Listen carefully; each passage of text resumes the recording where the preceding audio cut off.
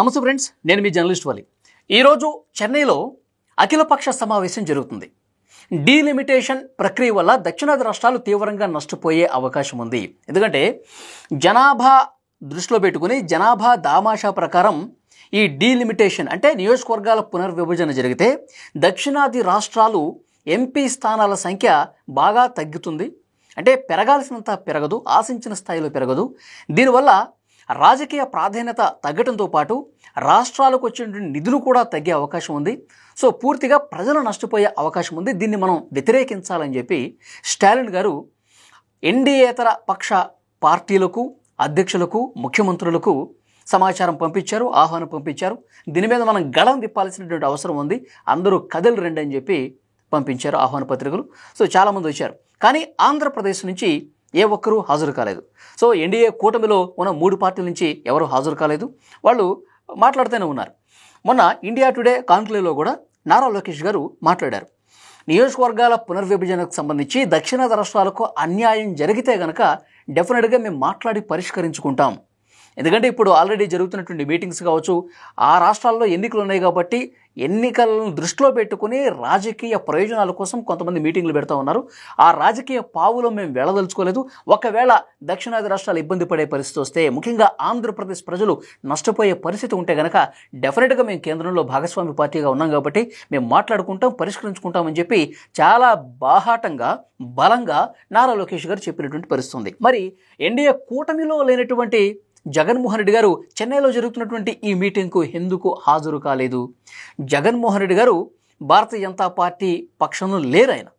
ఆయన ఎన్డీఏ కూటమిలో లేరు కాబట్టి ఈ మీటింగ్కి హాజరవుతారు. దక్షిణాది రాష్ట్రాలకు సంబంధించి ఆ రాష్ట్రాల ప్రజలు నష్టపోయే అవకాశం ఉంది కాబట్టి ఈయన చెన్నైలో జరుగుతున్న మీటింగ్కి హాజరవుతారని చెప్పి అనుకున్నారు. కానీ ఆయన ఎందుకు హాజరు కాలేదు?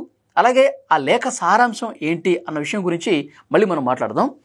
ఇక్కడ డీలిమిటేషన్ ప్రక్రియ గురించి ఒక్క నిమిషం మనం చర్చించాల్సినటువంటి అవసరం ఉంది.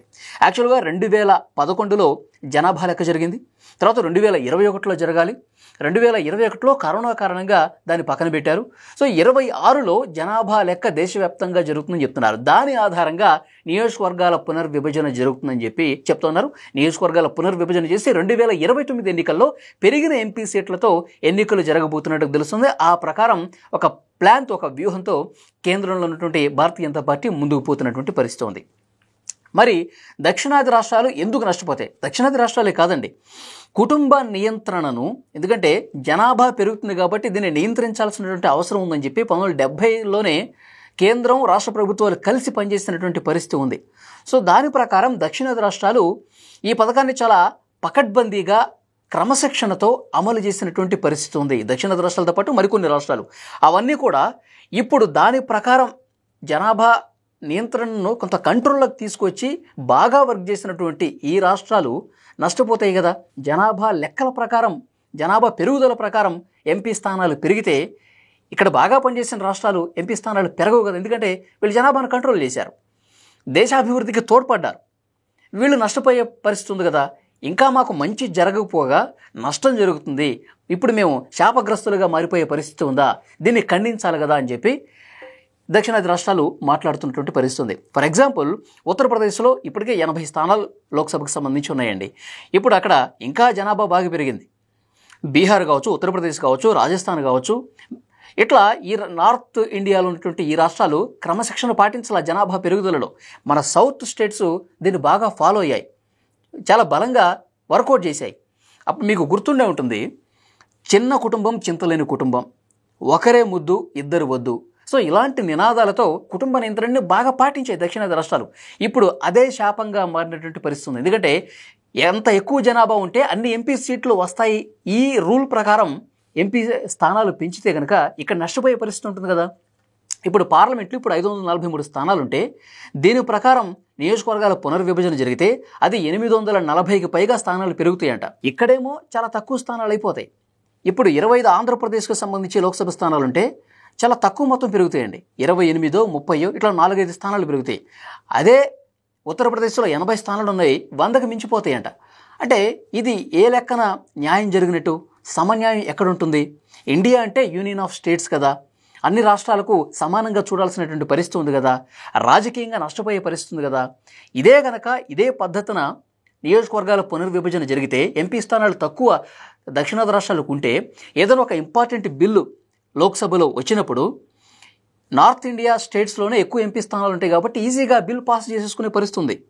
ఎంపీ స్థానాలు ఇక్కడ తక్కువ ఉన్నాయి కాబట్టి వీళ్ళు కనీసం ప్రొటెస్ట్ చేయాలనేటువంటి పరిస్థితి ఉంటుంది, వాళ్ళకి వ్యతిరేకంగా ఉన్న బిల్లుని అడ్డుకోలేనటువంటి పరిస్థితి ఉంటుంది. సో ఇలాంటి ఇబ్బందులు చాలా ఉన్నాయి దక్షిణాది రాష్ట్రాలకు. ముఖ్యంగా ఈ కుటుంబ నియంత్రణను, జనాభా కంట్రోల్ చేసేటువంటి పథకాన్ని ఇంప్లిమెంట్ చేసినటువంటి రాష్ట్రాలు చాలా తీవ్రంగా నష్టపోయే అవకాశం ఉంటుంది. రాజకీయ ప్రాతినిధ్యం తగ్గుతుంది, డెవలప్మెంట్ తగ్గుతుంది, ఇట్లా కీలక బిల్లులు పార్లమెంట్లో కూడా ఇబ్బంది పడే పరిస్థితి ఉంటుంది. నిధులు కేంద్రం నుంచి వచ్చే విషయంలో కూడా కోత ఏర్పడే అవకాశం ఉంటుంది. సో బాగా పనిచేసిన రాష్ట్రాలు నష్టపోతే ఇది ఎంతవరకు కరెక్ట్ అని చెప్పి మాట్లాడుతున్నారు.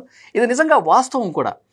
కానీ కేంద్ర హోంమంత్రి అమిత్ షా గారు దక్షిణాది రాష్ట్రాలకు ఎలాంటి నష్టం జరగదు అని చెప్తున్నప్పటికీ ఈ ప్రాతిపదికన నియోజకవర్గాల పునర్విభజన జరిగితే మాత్రం డెఫినెట్గా నష్టం జరిగే పరిస్థితి ఉంటుంది. ఇప్పుడు ఎన్డీఏలో ఉన్నటువంటి పార్టీలు కూడా కొంతమంది దీన్ని వ్యతిరేకిస్తున్నాయి, కొన్ని సపోర్ట్ చేస్తున్నటువంటి పరిస్థితి ఉంది. ఇంతకుముందు నేను చెప్పినట్టు నారా లోకేష్ గారు ఇలాంటి నిజంగా ఇబ్బంది వస్తే కనుక కేంద్రంతో మాట్లాడి కొట్లాడి రాష్ట్ర ప్రజలకు అన్యాయం జరగకుండా చూసే బాధ్యత తీసుకుంటామని చెప్పి బహిరంగంగా మాట్లాడారు. మరి జగన్మోహన్ రెడ్డి గారు ఎందుకు మాట్లాడలేకపోతున్నారు? ఎన్డీఏలో ఉన్నటువంటి పార్టీయే లోకేష్ గారు ఇంత ధైర్యంగా మాట్లాడేటువంటి పరిస్థితి ఉన్నప్పుడు జగన్మోహన్ రెడ్డి గారు ఎన్డీఏలో లేరు. అయినా ఆయనకి ఎందుకు భయం, ఎందుకు మాట్లాడట్లేదు? పనిమాల ఒక మంత్రిని స్టాలిన్ గారు పంపించి ఆహ్వాన పత్రిక అందిస్తే ఆయన ఎందుకు పోవట్లేదు? ఆయన ఆంధ్రప్రదేశ్ రాష్ట్ర ప్రయోజనాలకు ఇబ్బంది కలుగుతుంది కదా, ఇది ఎందుకు కనీసం నోరు విప్పి మాట్లాడలేని పరిస్థితుంది? సరే చెన్నై పోయి ఎలాగో మాట్లాడలేదు, ఆయన వెళ్ళకపోతే ఆయన పార్టీకి సంబంధించి ఇంకెవరన్నా ప్రతినిధిగా పంపించవచ్చు కదా, ఒక గళం విప్పిన పరిస్థితి ఉంటుంది కదా. భారతీయ జనతా పార్టీకి వ్యతిరేకంగా ఒక వాయిస్ వినిపించాడు జగన్మోహన్ రెడ్డి అని చెప్పే అవకాశం ఉంటుంది కదా. దీన్ని ఎందుకు జగన్మోహన్ రెడ్డి గారు వదులుకున్నారు? ఆయన వెళ్ళలేదు, సరే ఆయన పార్టీ ప్రతినిధి పంపించలేదు, పైగా మోదీ గారికి ఒక లెటర్ పంపించారండి. అంటే నేను మాట్లాడాను కదా, మోదీ గారికి లెటర్ రాశాను కదా అని చెప్పి భవిష్యత్తులో చెప్పుకోవటానికే. ఆ లెటర్లో ఏముంది? దక్షిణాది రాష్ట్రాలకు ఇబ్బంది కలిగే పరిస్థితి ఉంటుంది. సో ఆ ఇబ్బంది ఇక్కడ దక్షిణాది రాష్ట్రాల్లో ఉన్నటువంటి పార్టీలకు ఉంది. డెఫినెట్గా దీన్ని ఆలోచన చేయండి, నష్టం కలగకుండా చేయండి అని చెప్పి 2 ముక్కలు రాసి ఢిల్లీకి ప్రధానమంత్రి కార్యాలయానికి ఆయన పంపించిన పరిస్థితి ఉంది. దీన్ని ఏ విధంగా అర్థం చేసుకోవాలి? అంటే అంత బలంగా ఎందుకు మాట్లాడలేకపోతున్నారు? భారతీయ జనతా పార్టీకి వ్యతిరేకంగా గళం వినిపిస్తే ఇప్పుడు జగన్మోహన్ రెడ్డి గారు చెన్నై పోతే భారతీయ జనతా పార్టీ అగ్రనాయకత్వం జగన్మోహన్ రెడ్డి గారి మీద కన్నెర చేస్తుందని భయమా? ఎందుకంటే ఆయన కేసులు ఉన్నాయి కాబట్టి. సిబిఐ ఈడీ కేసుల్లో ఆల్రెడీ రోజువారీ విచారణ ప్రారంభమయ్యే అవకాశం చాలా స్పష్టంగా సూచన కనిపిస్తుంది కాబట్టి ఇప్పుడు బీజేపీ అగ్రనేతలు కూడా ఆగ్రహం వ్యక్తం చేస్తే, బాగా దూరం జరిగితే అసలుకే ఎసరొస్తుంది. కాబట్టి నా కేసులు మళ్ళీ దీన్ని మనసులో పెట్టుకొని తిరగదోడతారు, నేను మళ్ళీ జైలుకి వెళ్ళే పరిస్థితి ఉంటుంది. ఎందుకు లేనిపోని లొల్లి? వాళ్లతో కాముగుంటే అయిపోతుంది కదా, ఒక లెటర్ రాసేసి పడేస్తే అయిపోతుంది కదా, నేను సేఫ్గా ఉండొచ్చు కదా. ఈ ఆలోచనతోనే జగన్మోహన్ రెడ్డి గారు ఉన్నారా? దీన్ని ఆ విధంగానే అర్థం చేసుకోవాలా?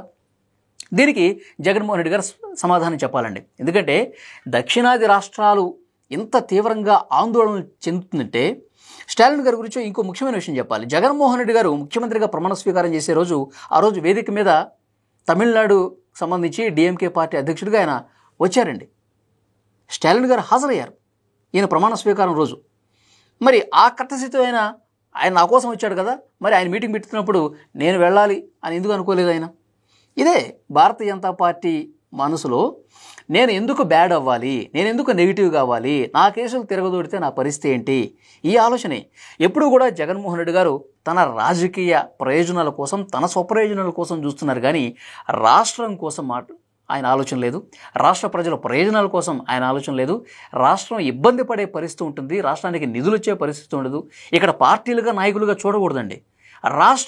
రాష్ట్ర ప్రజలు ఈ కోణంలో చూడాల్సిన అవసరం ఉంది. రాష్ట్రం నష్టపోయే పరిస్థితి ఉంది. సో దీన్ని పరిగణలోకి తీసుకోలేదు కాబట్టి ఇది కేవలం జగన్మోహన్ రెడ్డి గారు ఘోరమైనటువంటి తప్పిదం చేసినట్టే ప్రజలు భావించాల్సినటువంటి అవసరం ఉంది. లోకేష్ గారు, చంద్రబాబు నాయుడు గారు బహిరంగంగా మాట్లాడుతున్నారు. వాళ్ళు మాట్లాడుతున్నారు ఎన్డీఏలో ఉన్నప్పటికీ, భారతీయ జనతా పార్టీ మిత్రపక్షం అయినప్పటికీ కూడా అలాంటి సమస్య నిజంగా వస్తే మేము మాట్లాడి పరిష్కరించుకుంటామని చెప్పారు ధైర్యంగా. ఇది ఎందుకు లేదు జగన్మోహన్ రెడ్డి గారిలో? సో ఇది అందరూ ఆలోచిస్తున్నటువంటి విషయం. సో డెఫినెట్గా దీని మీద నోరు విప్పి మాట్లాడాలి. ఎక్కడ మాట్లాడితే ఎక్కడ మనం వ్యతిరేకం అయిపోతాం భారతీయ జనతా పార్టీ కన్నా భయమే ఆయనలో కనిపిస్తున్నట్టుగా చాలా స్పష్టంగా కనిపిస్తుంది. అందుకే ఆయన నోరు మెదపట్లేదు, లేఖ రూపంలో ప్రధాని మోదీ గారికి పంపించినట్టు పరిస్థితుంది. సో ప్రజలు దీన్ని అర్థం చేసుకుంటున్నారు. ఫ్రెండ్స్, మీకేమనిపిస్తుంది? మీరు డెఫినెట్గా కామెంట్ రూపంలో తెలియజేయండి. జగన్మోహన్ రెడ్డి గారు చెన్నైకి ఎందుకు పోలేదు? ప్రధానమంత్రి మోదీకి లేఖ రాయాల్సినటువంటి పరిస్థితి ఎందుకు వచ్చింది? మాట మాట్లాడకుండా, నోరు తెరవకుండా. సో డెఫినెట్గా మీరు కామెంట్ చేయండి. ఈ వీడియోని లైక్ చేయండి. Please subscribe my channel. Thank you very much.